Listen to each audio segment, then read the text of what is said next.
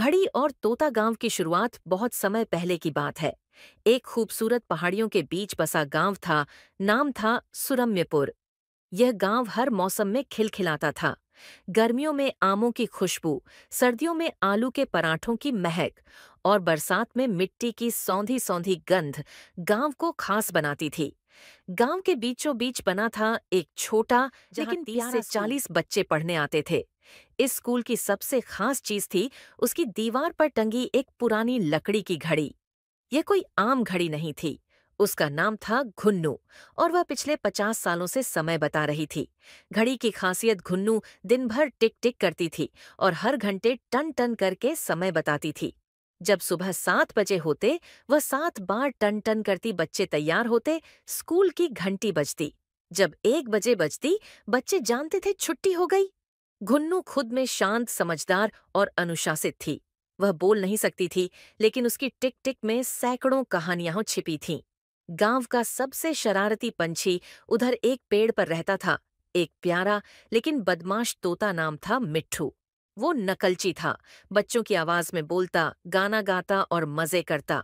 बच्चे उसे बहुत पसंद करते थे, लेकिन शिक्षक उससे परेशान रहते थे। वो क्लास के बीच में छुट्टी हो गई चिल्लाता तो बच्चे भाग जाते।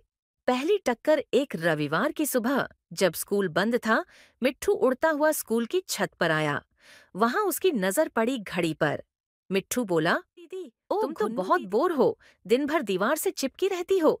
तुम्हें कभी घूमने का मन नहीं करता? घड़ी कुछ नहीं बोली। मिट्ठू उड़कर उसके और पास गया और बोला, देखो ना, मैं तो हर जगह घूम सकता हूँ। खेत, नदी, बाजार, जंगल। तुम बस टिक टिक। उफ! अचानक घड़ी ने टन टन करके 9 बार घंटी बजाई। मिट्ठू चौंका। ओह! क्या तुम गुस्सा हो गई?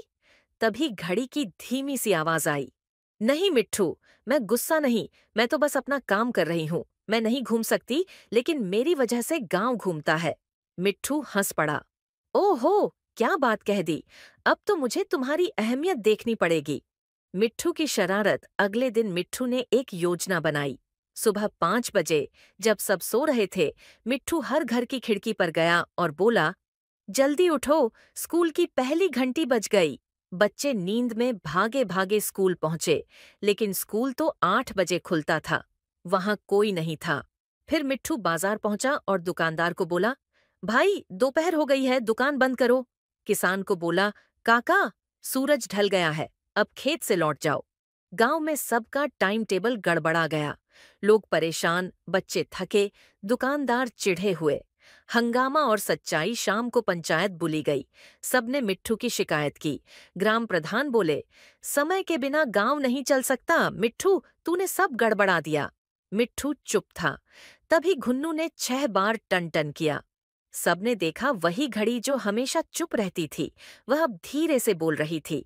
घुन घुन्नू बोली, समय अगर आंखों से न दिखे तो भी वह चलता रहता है, और अगर समय की कद्र न करो तो जीवन बिगड़ जाता है।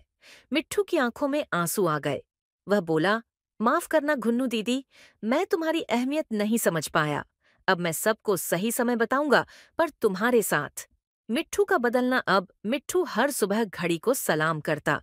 जब घड़ी 7 बार टन टन करती, मिट्ठू बच्चों को उठाता। दोपहर 1 बजे वह छुट्टी का ऐलान करता, लेकिन अब सही समय पर। वह किसान को खेत भेजता और दुकानदार को सही समय बताता। धीरे धीरे मिट्ठू सबका मददगार बन गया। त्योहार का दिन एक दिन स्कूल में समय महोत्सव मनाया गया। बच्चों ने पोस्टर बनाए, घड़ी के गीत गाए और मिट्ठू के साथ नाटक किया, जिसका नाम था समय ही जीवन है। अंत में घुन्नू घड़ी को स्कूल के सबसे पुराने और सच्चे साथी का पुरस्कार मिला। मिट्ठू को समय दूत की उपाधि दी गई। सीखंड समय का मूल्य वही जानता है जिसने उसे गंवाया हो। जो उड़ सकता है, अगर समय का सम्मान नहीं करे तो गिर भी सकता है, लेकिन जो समय के साथ चले वह हमेशा ऊंचाई पर रहता है।